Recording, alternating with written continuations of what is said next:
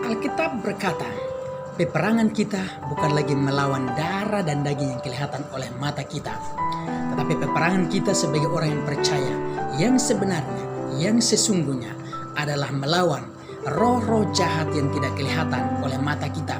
Salah satu contohnya adalah virus corona. Virus corona kita tidak tahu di mana dia berada. Tetapi yang kita tahu adalah sudah ada orang yang sakit, sudah ada orang yang diisolasi, sudah ada orang yang diopname, sudah ada orang yang meninggal. Tetapi kita sebagai orang yang percaya, kita hanya bisa dapat melawan virus ini dengan cara berdoa. Dan ketika kita bersatu untuk berdoa, maka saya percaya Tuhan akan turun campur tangan, lalu akan segera berakhir virus ini di negeri kita, Indonesia. Haleluya. Tema kita hari ini berbicara tentang jenis-jenis doa menurut Alkitab.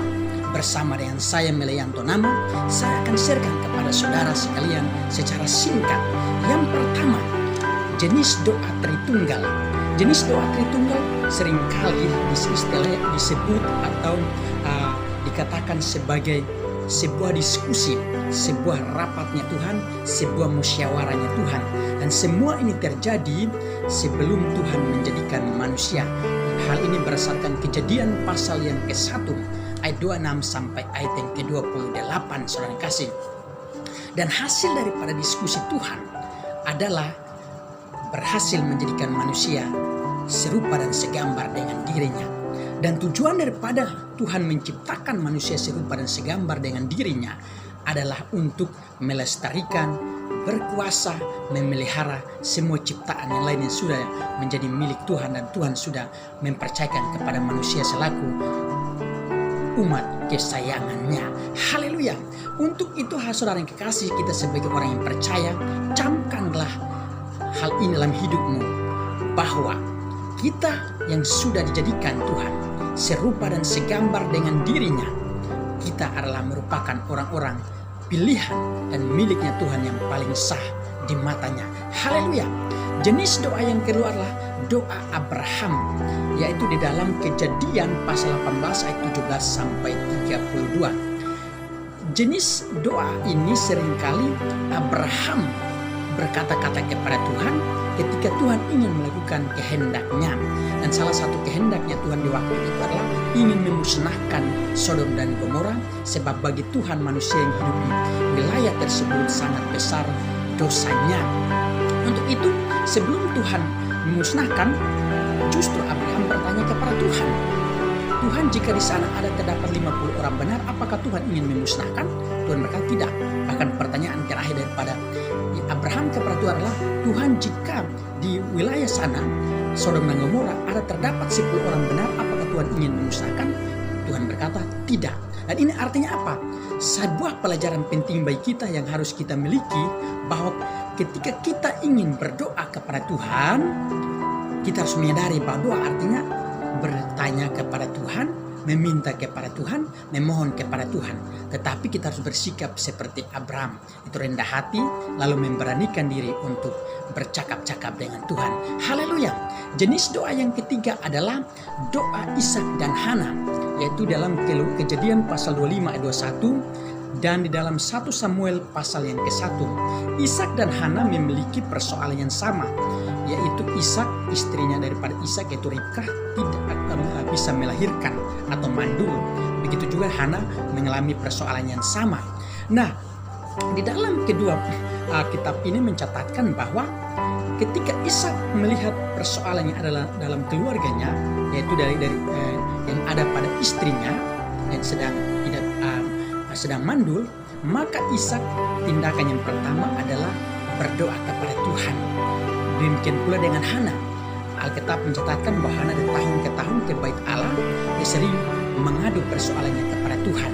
Dan jawaban Tuhan adalah Ishak bisa memperoleh anak daripada Ribkah, sebab Ribkah bisa mengandung dan melahirkan anak bagi Ishak.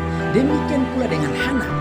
Hana, Tuhan pun menjawab doanya dengan sampai ia bisa memiliki seorang anak yang namanya Samuel, dan Samuel menjadi nabi yang besar yang tercatat juga namanya dalam Alkitab. Itulah jenis doa yang ketiga. Jenis doa yang keempat adalah doa Yakub. di dalam Kejadian pasal 32 ayat 24 sampai 29. Jenis doa ini disebut doa pribadi daripada Yakub. Doa pribadi atau pergumulan yang Yakub dengan seorang malaikat di waktu itu. Dan tujuan daripada pergumulan Yakub ini adalah untuk mendapatkan kasih karunia Tuhan, yaitu berkat-berkat Tuhan. Dan hasilnya adalah Yakub menang melawan malaikat Tuhan. Untuk itu saudara kasih, kita sebagai orang yang percaya kepada Tuhan di zaman anugerah ini, jika kita ingin mendapatkan berkat dari Tuhan, maka kewajiban kita adalah berdoa senantiasa dengan Tuhan dengan secara tekun dan setia. Haleluya. Jenis doa yang kelima adalah doa Nabi Musa dan Yeremia. Keluaran pasal 34 ayat 9 dan 28. Lalu kitab Yeremia 29 ayatnya yang ke-7. Kedua nabi ini berdoa adalah sama saudara kasih, yaitu memohon supaya Tuhan senantiasa menyertai bangsa Israel, sekalipun bangsa ini merupakan bangsa yang tegar tengkuk di hadapan Tuhan. Dengan kata lain, banyak pemberontakannya, banyak kejahatannya, banyak kesalahannya. Tapi Musa tetap memohon sampai berlutut. Waktu itu adalah supaya menyertai Tuhan senantiasa menyertai kehidupan bangsa Israel. Demikian pula dengan Yeremia saudara kasih. Yeremia menyerukan kepada bangsa Israel supaya berdoa senantiasa kepada kota di mana sedang mereka mendiami. Dan semua ini merupakan pelajaran bagi kita saudara yang kasih, supaya kita senantiasa berdoa memohon penyertaan Tuhan dalam kehidupan kita, penyertaan terhadap kota di mana kita berada, bahkan dalam bangsa kita Indonesia ini. Haleluya. Jenis doa yang keenam adalah doa orang yang benar. Alkitab Yakobus pasal yang kelima ayat 13 sampai yang ke-18. Saudara yang kekasih, jenis doa ini merupakan sebuah doa yang sangat penuh dengan sebuah iman atau keyakinan. Contohnya, ketika hujan tidak turun 3,5 tahun di zaman Nabi Elia, maka tindakan Nabi Elia selaku orang yang percaya kepada Tuhanlah berdoa meminta kepada Tuhan. Dan Alkitab katakan bahwa Nabi Elia berdoa dengan sungguh-sungguh. Dan kata sungguh-sungguh ini artinya percaya juga dengan sungguh-sungguh saudara.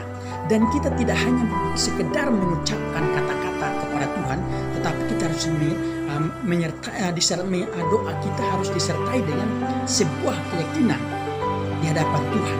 Dan itu dikatakan doa yang sungguh-sungguh.